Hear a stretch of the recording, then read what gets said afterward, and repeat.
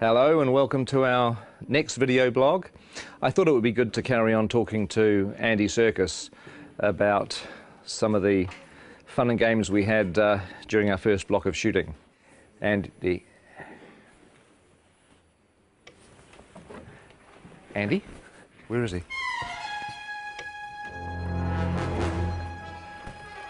Andy? What is this place? This isn't Wellington. Where am I? Isn't this where James Bond crashed his Aston Martin in 1964?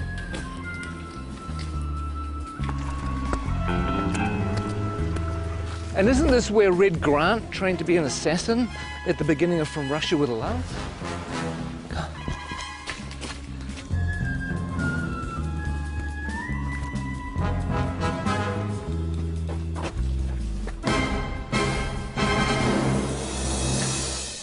You know what? I think we should just run the blog anyway.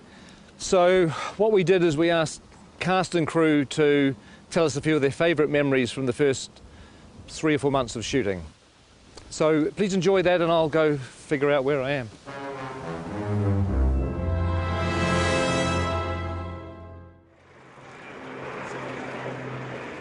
What are the things that stand out for you the most from the first block? I think for me, my favourite stuff we've done so far has been Gollum's cave. Was that precious? The way that Pete did that scene, it felt like I was watching a play. It was sort of like you could just sit back and watch these amazing guys do their thing. Him and Martin together were fantastic. It was really cool. Trying to get back into the head of Gollum. I don't know if I ever told this, but it felt like kind of doing an impersonation of a character that I played. Yes. A long time. It was weird because it was like, you know, having to re-own it again. Yeah, it was pretty cool. It was a nice way of starting. I felt sorry for Martin because he was suddenly thrust into having to find the character of Bilbo and have to deal with you for a whole week, going at him the whole time. I mean, it must have been a bit intimidating. Splashes and splashes. That's a meaty mouthful. Yeah. It's going to be a good movie. Check it out. After 2 years of, oh my God, when are we ever going to shoot this film? We had 13 dwarves and a hobbit. We might have had a wizard as well. And suddenly, it's real. Seeing the sets were like amazing. That was true. I mean, coming to Bag End for the first time and walking through. That was our first day, wasn't it? It was, First day on the job. That was amazing. Can you name them? Name the dwarves. Ori Dori Nori, Biffa Bobba, Biffa... Biffa Bobba Boffa, Ori Nori, Nori. I can never remember. See, that's the problem. You can't even remember who they are. You have Philly and Killy. There's Thorin, and there's Loin, and there's Oin, and Dwalin and Balin, and there's Biffa, Boffa and Bomber, and then there are the 3 Dori, Nori and Ori. I think that's it, isn't it? I think so. 13 Dwarves is one of the reasons why I dreaded The Hobbit and why I really didn't think I was going to make it for such a long time. But the irony is it's turned out to be one of the joys of the film. Oh my God.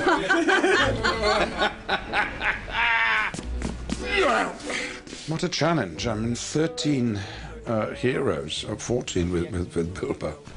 They all have to be differentiated in a way that isn't necessary in the book, but if you keep seeing them, you want to know who they are and specifically and what their attitude is and why they're on this journey. We need to move now! Come on! Some of the best memories were getting the dwarves ready. Everybody has helped these actors kind of find their way through lots of rubber and lots of hair. Walking through Weta and getting to see our designs and going, actually, God, I look amazing. I look the most amazing of anyone. That was probably the best day, wasn't it? Mm-hmm. Yeah. When you all said, gee, Jed's amazing. That's an amazing We did, yeah.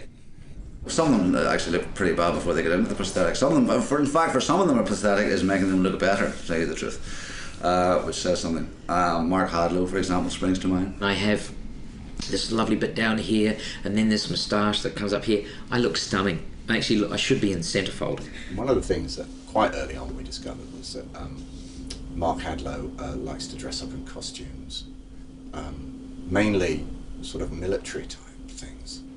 And the really weird thing about his sailor outfits is that below the waist, nothing. But again, you know, he's a nice bloke though. A little bit to cut. A little bit to cut. One of them doesn't have to wear a beard. Yeah, well, we're all very, very jealous of that. Actually, he is the Aidan Turner. He's the sexy dwarf. I don't even think he's got a beard, actually. Mainly because he's not old enough to grow one. He's the hot one, I suppose, if you like that kind of thing. But if you like knitted cardigans and knitted mittens, then I'm your fella. If there was a boy band in Middle Earth, he would be the leader of the Robbie Williams of the dwarf world. Whereas you'd be roadie, I think. Yeah, the roadie. Bomb would be a roadie. I think when people see the beards are going to come back in big time. They are. Huge. Give us a kiss. Gelek Dashrud Ba. Gelek Dashrud Ba. We've all learnt a bit of the dwarf language, Cosdor, so we all have a kind of selection of words to fall back on, curses and battle cries. And when we speak Dwarvish to each other most of the time when we're all set. Okay, here goes. And Peter can guess what it is, and then I'll tell people. Caused Belcour. Caused Belcour. Caused Belcour. Peter? That means mighty dwarf.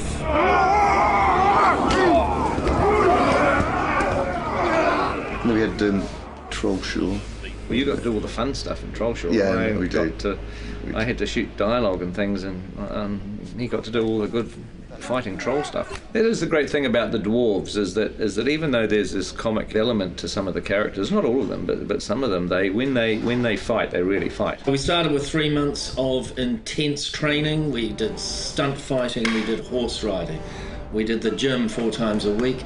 We did dwarf movement intensely.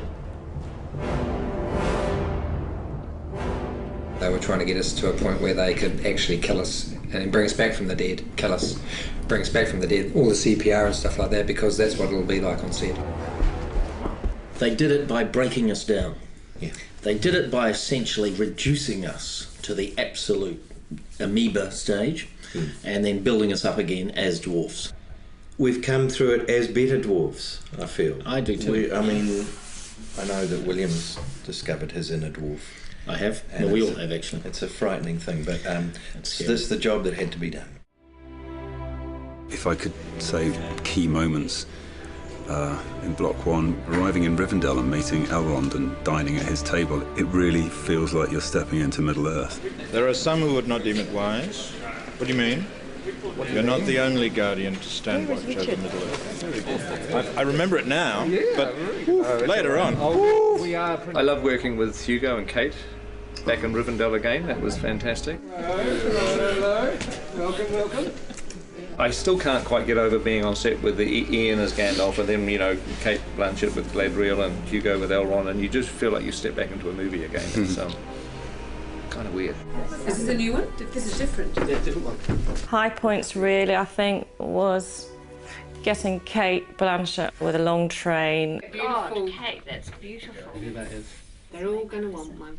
Just don't ask me to walk anywhere. One of the things that I like is that we're getting a little bit of the music into the movie too, the songs. Tolkien wrote quite a few songs for The Hobbit. I got to sing a song. You want to hum a few bars for us now? Oh, it's a classic song.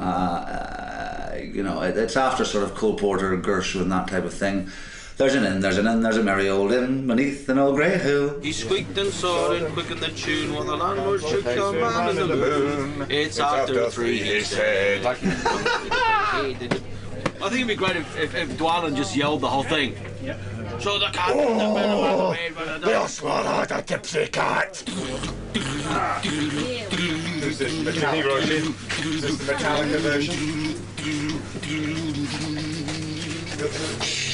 Who is this? That's the Metallica version. Well, I'll be singing at the Oscars is a different matter, but hopefully some people might sing it in the shower. Excuse me. I think this is a Peter Jackson question. Which dwarf would you like to invite to dinner? Well, I wouldn't invite any of them except myself. I'm afraid that the table manners aren't the best. But you get your fist when you do that! They would not want Biffa over for dinner. He would be like the bottom of the line. Ori, because he'd be very polite. Excuse me. Well, it'd be me, obviously, because I'd cook. Stephen Hunter does pretty well with the bad table manners. He just eats so much. Have you seen the size of him? I mean, oh good lord. He's enormous. I've tried to talk to him about cutting down his cholesterol and his butter intake. I don't think you'd invite Norrie because he'd steal all the silverware. You'd never invite Graham McTavish because he would sit there and glare at you and show his forearms all night. Dwallin's a real warrior. When he parties, he goes completely mad, like so many Scottish people. Here you go. Well, the words kettle black calling pot come to mind. I don't think you'd invite any dwarf to dinner, actually. I wouldn't have them all together, though. Not 13, maybe a couple at a time. Special person to meet here, John Rhys Davies. It was fun on one of the days that we were in Bag End with the dwarves that John Rhys Davies came to visit. Oh, yeah? And it was great to introduce him not only to Gloin, who's his father in the story, but also to all the other dwarves.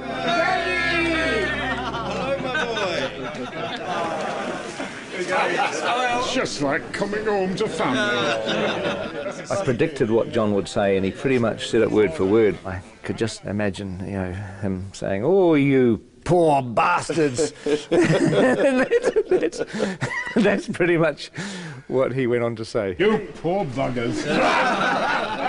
When he gets you running up the hill in full armour, you'll enjoy that. But you are going to be spectacular. And you'll be chased by women all around the world. but only if you're in costume and makeup. Okay. All right. We've been here since January the 13th. So what is that, 5 months? And we haven't even scratched the surface. Who are you doubling, Pete? I'm doubling Stanley Kubrick.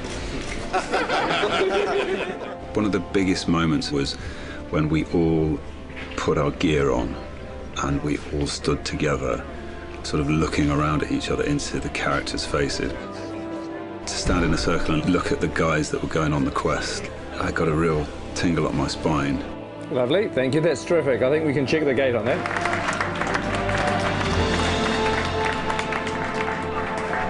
Thank you very much. Thank you, guys. Thanks, guys. Thanks very much.